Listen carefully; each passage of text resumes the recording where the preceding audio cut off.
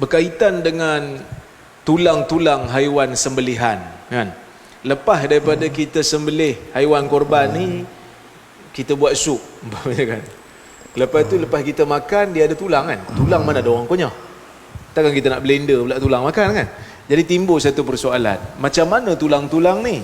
Adakah tulang-tulang ni kita boleh buang macam biasa ataupun kita kena tanam dia? Kalau tuan-tuan melihat kepada fatwa yang dikeluarkan oleh Islam Web, Islam Web pernah ditanya soalan ni. Kalau tuan-tuan boleh, kalau boleh baca Arab lah, kan? Boleh tengok fatwa tu, dia kata di sana tidak ada beza di antara tulang korban dengan tulang haiwan lain yang halal. Jadi kita uruskan dengan cara yang samalah. Dan kalau tulang tu tak boleh nak buat apa, maka tulang tu bolehlah kita buang. Cuma saya lupa tadi, berkenaan dengan daging korban tak boleh nak dijual.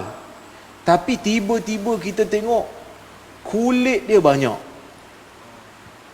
kulit haiwan korban ni banyak, dan tak dapat nak disedekahkan kepada orang miskin tak mau ambil. Kan kulit kan ada nilai sebenarnya kulit ni. Jadi orang miskin tak mau ambil, dia kata tak mau kulit. Tapi kalau sebahagian tempat mungkin habis. Kalau dekat Indonesia dia orang makan, kan, kulit lembu ni. Dia orang packing balik, dia orang makan kulit. Tapi kalau kat tempat di Perlis ni tak tahulah makan ke tidak, kan? Makan kulit lembu? Tak makan ke? Tak makan? Kulit ayam tak makan? Kulit ayam pun kami tak makan, ustaz, apatah hari kulit lembu, kan? Jadi kalau kulit ni tak dimakan, boleh tak kita jual? Di sini ada perbezaan pandangan juga dalam kalangan ulama. Majoriti ulama tak membenarkan juga. Dia kata tak boleh. Bagilah orang miskin, dia kata, kalau orang miskin nak. Kalau tak boleh buat apa? Memang tak boleh jual. Kerana hadis yang saya sebut tadi, hadis Ali bin Abi Talib, tak boleh. Okey. Itu pandangan pertama. Pandangan kedua, pandangan Hanafi. Hanafi kata, mazhab Hanafi, dia kata untuk kulit haiwan korban ni boleh dijual, walaupun sepatutnya lebih utama untuk disedekahkan kepada orang miskin. Tapi kalau tak boleh, dah banyak sangat dan benda tu ada nilai, lebih baik jual, dia kata. Jual kepada orang yang nak, kemudian dapat dia punya harga tu, dapat hasil dia tu, hasil jualan tu, sedekah pada orang miskin. Itu pandangan kedua lah. Jadi saya tengok pandangan kedua ni dibenarkan. Bolehlah kalau kita ambil, kalau betul-betul dalam keadaan kulit tu banyak dan harga kulit tu, hasil jualan tu boleh dimanfaatkan oleh orang miskin. Maksudnya kita optimumkan daripada kita membazir dengan kita buang dia. Tapi kalau ada orang miskin yang nak kulit tu, kita bagi ya. Tapi kalau orang miskin tu pula, dia dapat daging tu, kan, dia dapat daging korban, lepas tu dia nak jual daging korban tu untuk dapatkan nak dapatkan duit, boleh tak? Yang tu tak jadi masalah, sebab dia dapat tu, dia dah dapat, dah jadi milik dia dah. Dia dah jadi milik dia. Wallahu a'lam.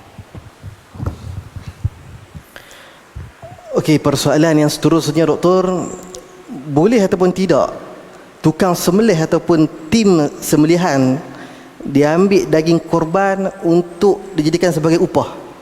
Bahkan ada pernah kita dengar cerita sebelum-sebelum ni, ada satu tempat bila mana diamanahkan untuk buat korban, untuk handlekan lembu, untuk korbankan lembu tersebut, bila dibagi kepada orang-orang yang pemilik tuan mempunyai daging ni, tiba-tiba benda ataupun daging yang hilang tersebut, contoh harimau menangis, kan, dapat pun kiranya menangis lah, sebab tak dapat harimau menangis.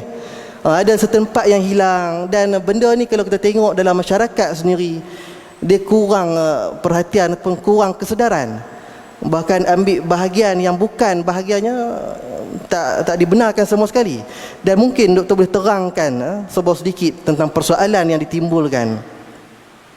Okey, tadi saya dah sebut dah hadis Ali bin Abi Talib, yang mana Ali mengatakan Nabi SAW tak benarkan untuk kita jadikan haiwan korban ini, sebahagian daripadanya, sebagai upah kepada tukang jazar, Jazar ni kira tukang sembelih dan lapah lah, kan, yang tolong uruskan tu. Wa nahnu nu'tihi min indina, kata Ali, kami berikan duit upah daripada poket kami sendiri kepada tukang lapah tu, kepada tukang sembelih tu. Jadi nak tunjukkan kat sini, benda tu tak boleh dijadikan sebagai bayaran, tak boleh. Daging tak boleh dijadikan sebagai bayaran. Jadi kalau tak boleh, maka pelapah tu kalau nak ambil upah, dia kena ambil upah lain. Ambil duit lah. Dia ambil duit. Saya kata kalau saya nak saya lapah, saya ambil charge lah RM200 untuk satu ekor lembu. So kita bayar pakai duit kita. Okay, itu pertama. Yang kedua, bagi orang yang menguruskan korban ni, dia menguruskan penyembelihan orang. Asalnya kita elok sembelih sendiri dengan tangan kita, kan? Seperti mana Nabi SAW sembelih sendiri dengan tangan Nabi 2 ekor kibas yang Nabi korbankan, iaitu yang saya sebut tadi, bikabsyain amlahin, 2 kibas yang berwarna putih dengan sedikit tumpuk hitam menurut tafsiran sebahagian ulama. Okey, kalau tak mampu, dia tak berapa confident. Sebenarnya sembelih ni senang aja, tapi dia tak berapa confident lah ustaz. Dia kata takut nanti lepas saya sembelih dia bangun, dia lari balik. Takut, kan? Jadi dia tak confident, dia wakilkan kepada kita. Jadi bila dia wakilkan pada kita, kita kena tahu akad wakalah, akad perwakilan ni, dia ada butiran-butiran yang mana kita kena patuhi. Kalau dia kata saya wakilkan awak untuk sembelih sahaja dan lapah, maka wakil tu perlu ikut yang tu lah, sembelih dan lapah. Tak boleh ambil, kan? Jangan pergi ambil pula. Dia suruh, dia akad wakil kita untuk apa? Sembelih, lapah, sudah. Dan kita dah sembelih, dah lapah, dah potong, letak tu tempat. Tuan, ini haiwan sembelihan tuan tadi, korban tuan tadi dah selesai. Jadi macam mana cara nak buat ni? Nak bahagikan macam mana? Dia kata, masuk dalam plastik semua, saya nak bawa balik, saya nak bahagi sendiri. Dan kita kena bagi. Kalau daripada awal kita tak minta upah, maka tak boleh kata apa dia nak ambil. Tapi kalau dia kata, kita kata kat dia, saya nak suruh saya sembelih, nak suruh saya lapah, boleh, saya ambil RM200. Dia bagi kat kita RM200, lepas tu dia ambil daging tu, dia boleh bawa balik. Tapi kalau daripada awal, masa akad wakil tu, katalah AJK Masjid letakkan butiran yang jelas, setiap daripada daging korban ini yang apa, yang telah disembelih, masjid wakil adalah wakil kepada orang yang masuk, dan masjid berhak untuk bahagikan dengan memberi sedikit ataupun sepertiga kepada orang yang memiliki korban itu. Yang tu boleh lah. Yang tu masjid boleh bahagikan. AJK Masjid lah, AJK orang kata apa, program boleh bahagi. Sebab itu dalam bab akad perwakilan ni kena jelas. Kalau akad tu tak didetailkan pembahagian, kita tak boleh ambil, kan? Dan itu hanya terhad kepada pihak yang diwakilkan.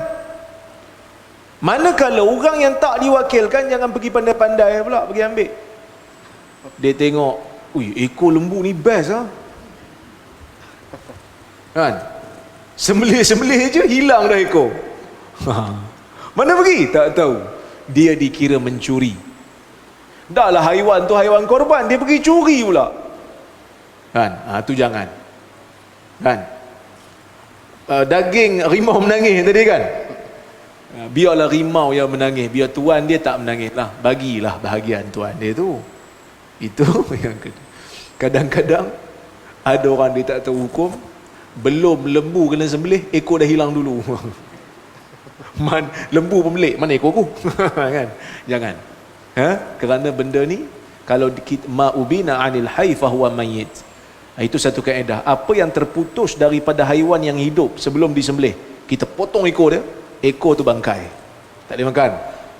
Tak apa ustaz, kita baca bismillah jadi halal. No, tak boleh.